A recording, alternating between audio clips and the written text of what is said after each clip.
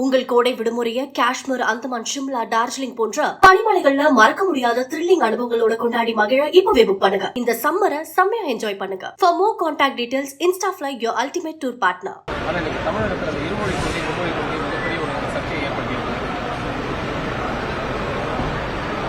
தமிழகத்திலே தமிழ் மொழியின் வாயிலாகத்தான் கற்க வேண்டும் என்பதைத்தான் புதிய தேசிய கல்விக் கொள்கை வலியுறுத்துகிறது. நம்முடைய தமிழகத்தில் தமிழிலே கல்வி கற்பது என்பது அநேகமாக மறைந்து வருகிறது. அது தடுத்து நிறுத்தப்பட வேண்டும் என்று சொன்னால் புதிய தேசிய கல்விக் கொள்கை அமல்படுத்தப்பட வேண்டும். அதில் மும்மொழி கொள்கை என்று வருகிற பொழுது மூன்றாவது மொழியாக நீங்கள் எந்த மொழியை வேண்டுமானாலும் கற்றுக்கொள்ளலாம்.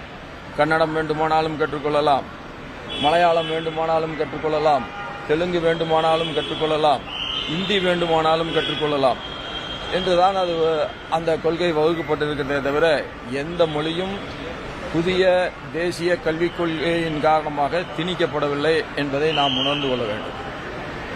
12ஆம் தேதி இந்த மும்மொழி கொள்கைக்கு எதிராகவும் தொகுதி வருவதை எதிர்ப்பும் திமுக ஆர்ப்பாட்டத்தை தமிழகத்தை பொறுத்தவரையில் எல்லாமே அரசியலாக்கப்படுவது என்பது சாதாரணமான விஷயமாக நடைபெற்று வருகிறது.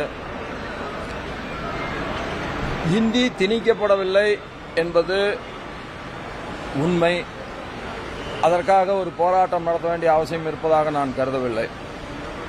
இரண்டாவது, இந்த தொகுதி வரையறுக்கப்படும் என்பது எந்த விதத்திலும் தமிழகத்தில் இருக்கிற 39 தொகுதிகளுக்கு குறைவாக அந்த வரமுறை இருக்காது என்பதை மத்திய உள்துறை அமைச்சர் அமித்ஷா அவர்களே தெளிவுபடுத்தி இருக்கிறார்கள். ஆக இல்லாத ஒன்றை இருப்பதாக காட்டி அரசியல் செய்வது என்பது தமிழகத்திலே வாடிக்கையாகி இருக்கிறது. அந்த வாடிக்கைகளில் இதுவும் ஒன்று. வட மாநிலங்களில் ஒரு மொழி கொள்கை தான் இருக்கு. அப்படி இருக்கும்போது தமிழகத்திற்கு எதற்காக மும்மொழி கொள்கை? எங்கே ஒரு மொழி? வட மாநிலத்தில் இருக்கவங்க தமிழ் கற்றுக்கொள்ளட்டும். அவர்களை தமிழைத்தான் கற்றுக்கொள்ள வேண்டும் எப்படி நாம் சொல்ல முடியும்? இந்தியை தான் கற்றுக்கொள்ள வேண்டும் என்று சொல்லாத ஒரு அரசாங்கம் தமிழை மட்டும்தான் கற்றுக்கொள்ள வேண்டும் என்று சொல்ல முடியாது. தமிழை கற்கின்ற விரும்புகின்றவர்களுக்கு தமிழ் மொழி அங்கே கற்றுக் தரப்படும். பிற மொழிகளை கற்றுக்கொள்ள வேண்டும் என்று நினைப்பவர்களுக்கு பிற மொழி கற்றுக் தரப்படும். இப்போ தமிழகத்தில் மும்மொழி கொள்கையை அமல்படுத்தக்கூடிய ஒரு கட்டாயத்தை பாஜக கொண்டு வரும்போது வட மாநிலங்களில் ஏன் அதை கொண்டு வர மாட்டேங்குது? எல்லா இடங்களிலும் புதிய தேசிய கல்விக் கொள்கை என்று வருகிற பொழுது அது தமிழகத்திற்கு மட்டும் வருவதில்லை, எல்லா மாநிலங்களுக்கும் வரும். எல்லா மாநிலங்களிலும் இந்த கொள்கை தான் பின்பற்றப்படும். ஏன்னா பீகாரியன் அந்த மாதிரி இருக்கிறவங்களுக்கு தமிழ் கண்டிப்பாக தேவைப்படுது. அவங்க நிறைய பேர் தமிழகத்தில் பிழைப்பு நடத்துறாங்க. அதனால அவங்களுக்கு கற்றுக் கொடுங்க. அவர்களுக்கு கற்றுக் கொடுப்பதற்கு பீகாரிகள் தமிழை கற்றுக்கொள்ள வேண்டும் என்று விரும்பினால் மூன்றாவது மொழியாக நிச்சயமாக தமிழ் கற்றுக் கொடுக்கப்படும்.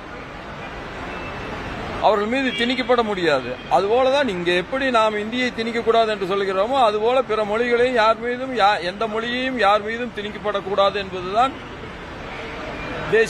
புதிய தேசிய கல்விக் கொள்கை.